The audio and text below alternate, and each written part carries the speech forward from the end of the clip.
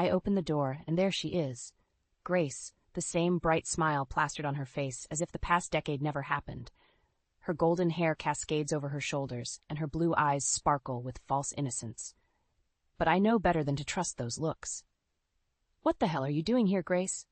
My voice is low, but filled with barely contained fury. It's been 10 years, and seeing her on my doorstep again stirs a storm of emotions I thought I'd buried.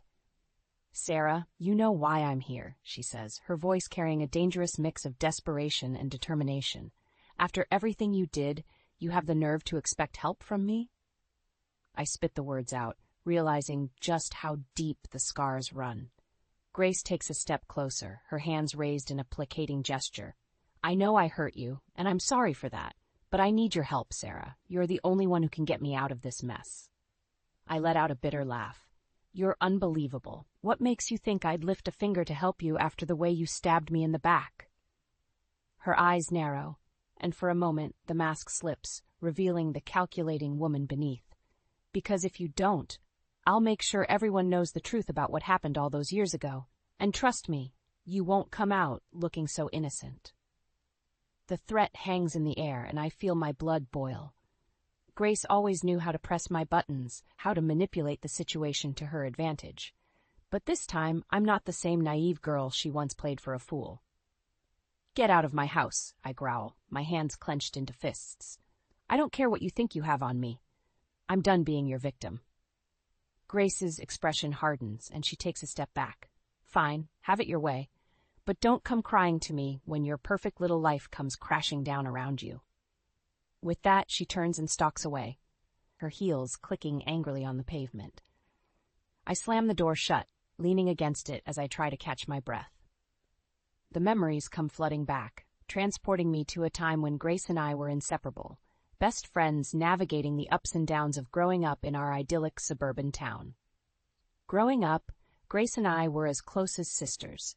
Our families lived just a few houses apart, and we spent nearly every waking moment together. Whether it was running through the sprinklers in the summer or building forts in my basement during the winter, we were inseparable. "Come on, Sarah, don't be such a scaredy cat," Grace would taunt, her eyes sparkling with mischief as she dared me to climb higher into the old oak tree in her backyard.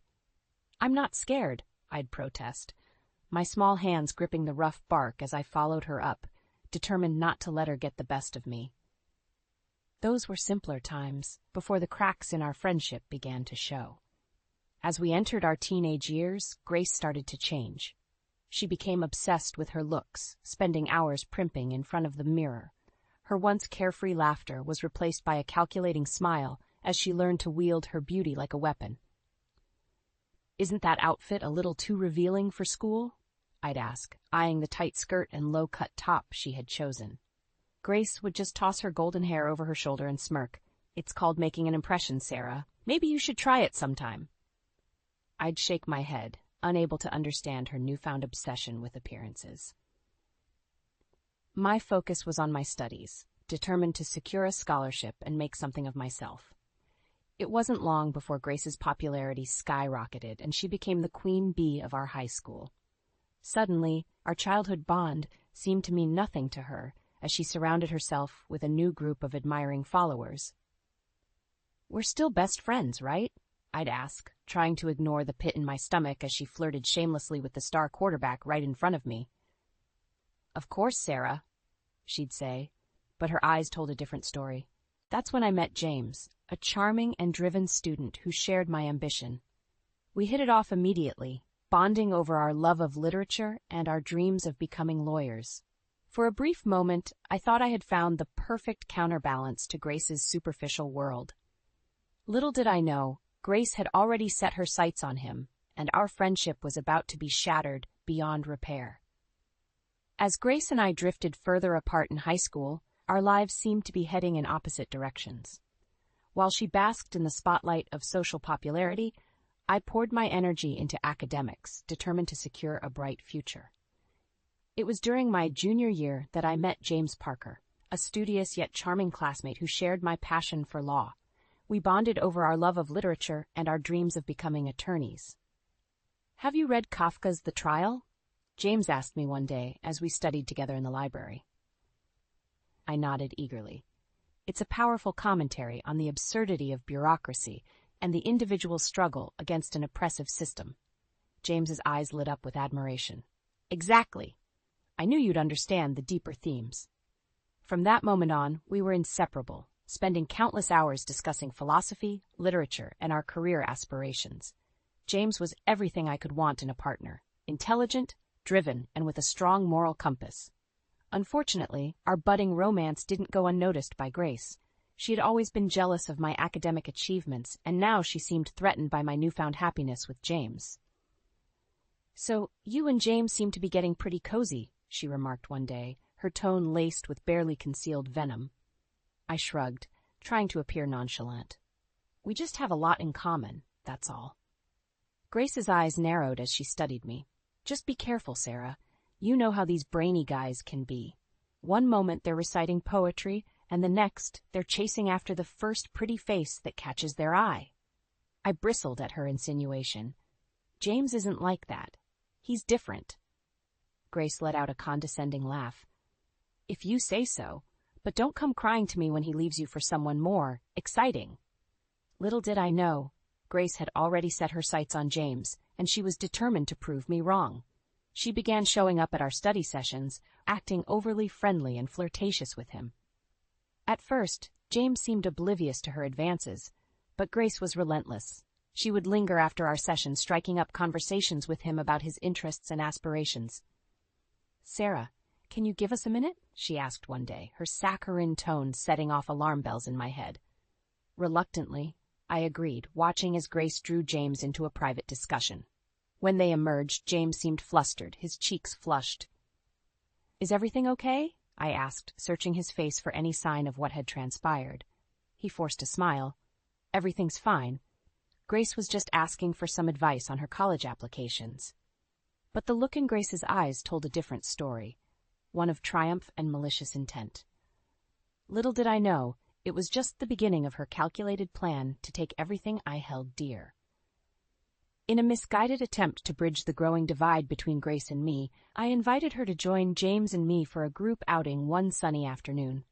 Little did I know, it would be the catalyst that would ultimately shatter our friendship beyond repair. "Hey, you two!" Grace greeted us with a dazzling smile as she approached, her sundress swishing around her tanned legs. "Thanks for inviting me along." James immediately perked up, his eyes lingering a bit too long on Grace's exposed skin. "Of course. The more the merrier," he said, flashing her a charming grin. I tried to ignore the pang of jealousy that shot through me at their easy banter. This was Grace, my oldest friend. Surely I could trust her around my boyfriend. As the day progressed, Grace seemed intent on monopolizing James's attention. She would lean in close, laughing at his jokes and playfully touching his arm. Each time I felt a knot of discomfort tighten in my stomach. "So, James," Grace purred, "Sarah tells me you want to be a lawyer. That's so impressive." James preened under her admiration. "Well, I'm certainly driven, but I couldn't do it without Sarah's support." He reached for my hand, and I felt a surge of relief. This was my James, the kind, loyal man I had fallen for. But Grace wasn't deterred. She simply batted her long lashes and smiled coyly. "You're too modest. I'm sure you'd be a success no matter what." As the day wore on, Grace's flirtations became increasingly brazen. At one point, she accidentally spilled her drink, using the opportunity to press her body against James as he rushed to help her clean up. "Grace!" I snapped, my patience finally wearing thin. "Can I talk to you for a minute?" I pulled her aside, my heart pounding with a mixture of anger and hurt. "What the hell are you playing at?" Grace feigned innocence, her eyes wide and guileless. "I don't know what you're talking about, Sarah. I'm just being friendly." "Friendly?" I scoffed. "You're practically throwing yourself at my boyfriend." A cruel smile curved Grace's lips. "Can you blame me? He's a catch. And let's be honest, Sarah, you've always been the smart one, not the pretty one." Her words felt like a slap in the face, and I recoiled as if she had struck me. From that moment on, Grace became relentless in her pursuit of James, and to my utter devastation, he didn't seem to mind her advances one bit. In the weeks that followed, my world crumbled around me. Grace's relentless pursuit of James had finally paid off, and they began a secret relationship behind my back. At first, I tried to ignore the signs. James' distracted behavior, by the lingering glances he and Grace would exchange when they thought I wasn't looking. But the truth became impossible to deny. "Sarah, we need to talk," James said one day, his voice heavy with guilt. My heart sank, but I steeled myself for the inevitable blow. "What is it?" James couldn't meet my eyes.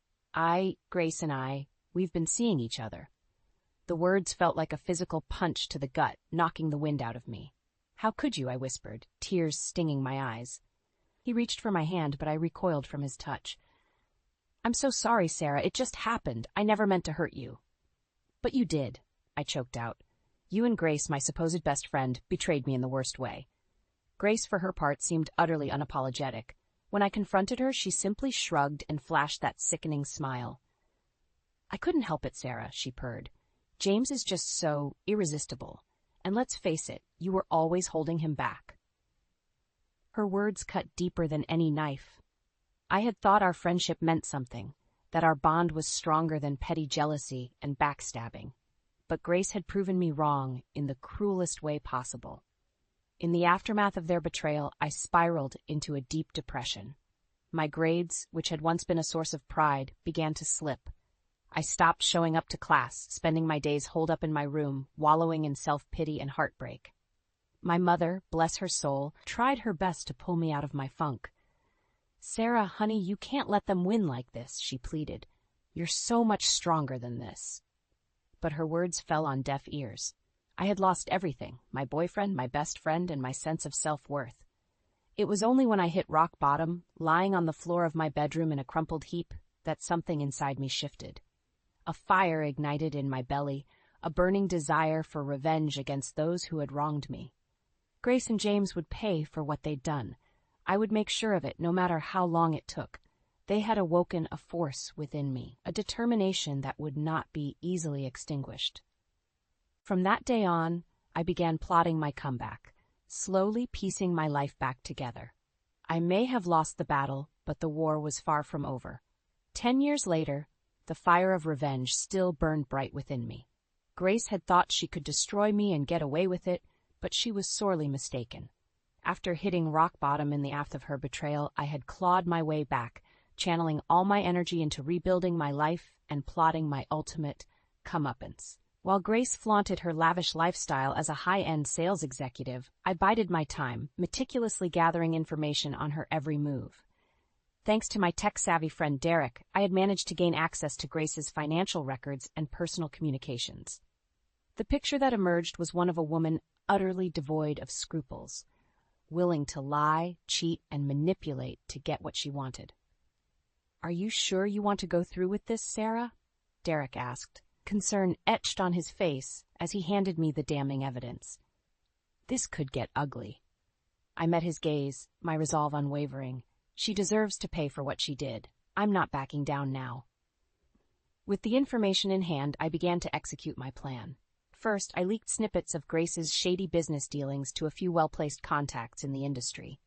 Then, I turned to social media, using anonymous accounts to sow the seeds of doubt about her integrity. It didn't take long for the whispers to spread like wildfire, and soon, Grace found herself under intense scrutiny from her colleagues and clients.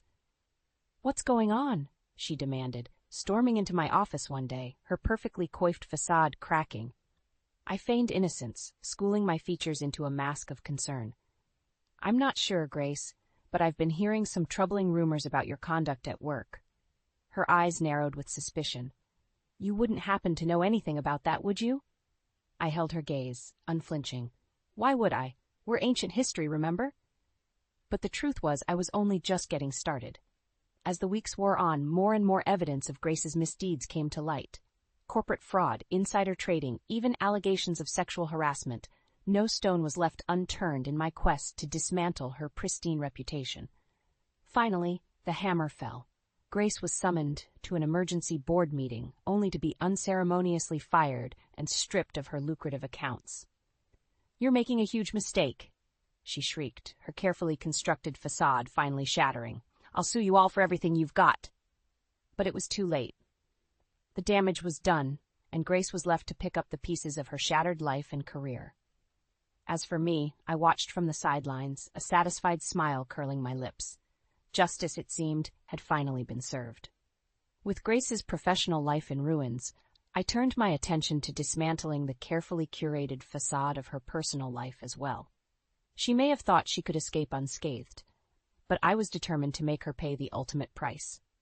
It started with a few well-timed leaks to the local gossip rags, hinting at Grace's history of manipulating and discarding those closest to her. Then, I took it a step further, reaching out to her former friends and associates, planting seeds of doubt about her true character. One by one, the people in Grace's life began to turn against her, their eyes finally opened to her web of lies and deceit. Her inner circle crumbled, leaving her isolated and alone. "How could you do this to me?" Grace demanded, showing up at my doorstep one evening, her once immaculate appearance disheveled and unkempt. I met her gaze coolly, unmoved by her distress. "I'm simply revealing the truth, Grace, the truth about who you really are." She recoiled as if struck, her eyes wide with disbelief. "You're insane. This obsession with revenge has consumed you." Yep, I let out a bitter laugh. "Obsession? This is justice, plain and simple. You betrayed me in the worst way possible, and now you're finally facing the consequences."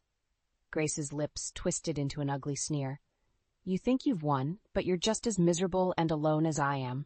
At least I had a life before you decided to ruin everything." Her words stung, but I refused to let her see my reaction. "Get out of my sight, Grace. I never want to see your face again." As she stormed away, I couldn't help but feel a sense of vindication. Grace had always underestimated me, thinking I was too weak or too kind to fight back. But she had awoken a force within me that she could never have anticipated. In the weeks that followed, Grace's downfall became a public spectacle. Authorities launched investigations into her business dealings, and she found herself embroiled in a flurry of lawsuits and legal battles. Her wealthy father, Martin, who had once doted on her and enabled her every whim, was among the first to turn his back on her.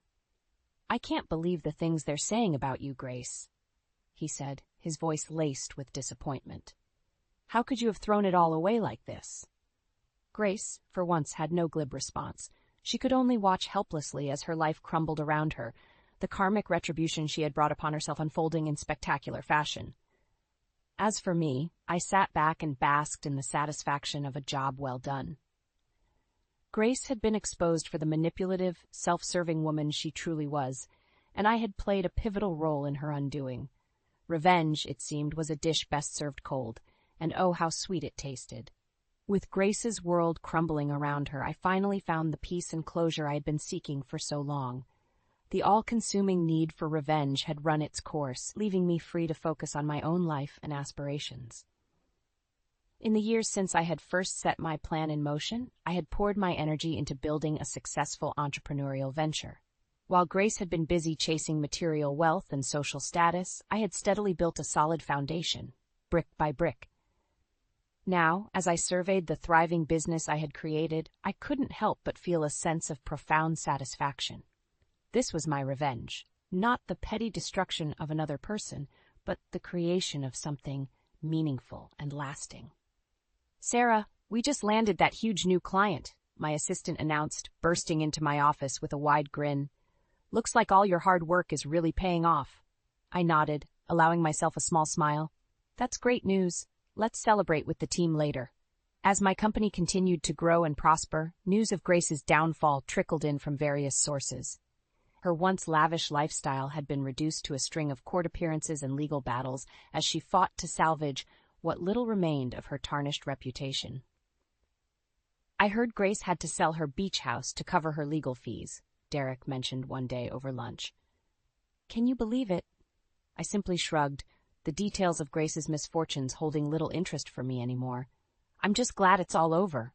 I've moved on." And I truly had. The all-consuming need for vengeance had dissipated, replaced by a sense of inner peace and contentment. That's not to say I had forgiven Grace for her betrayal. Some wounds ran too deep to ever fully heal. But I had learned to let go of the anger and bitterness that had once threatened to consume me. In the end, Grace's ultimate downfall wasn't the result of any grand scheme on my part, but rather the inevitable consequence of her own selfish actions. She had sown the seeds of her own destruction, and now she was forced to reap the bitter harvest. As for me, I had emerged from the ashes of our shattered friendship a stronger, more resilient version of myself. The painful lessons of the past had forged me into a woman who knew her worth and wouldn't settle for anything less. And as I looked toward the future, I did so with a sense of empowerment and determination.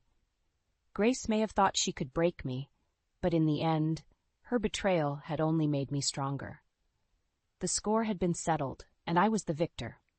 Not through underhanded tactics or petty revenge, but through the simple act of living my life to the fullest, unburdened by the ghosts of the past.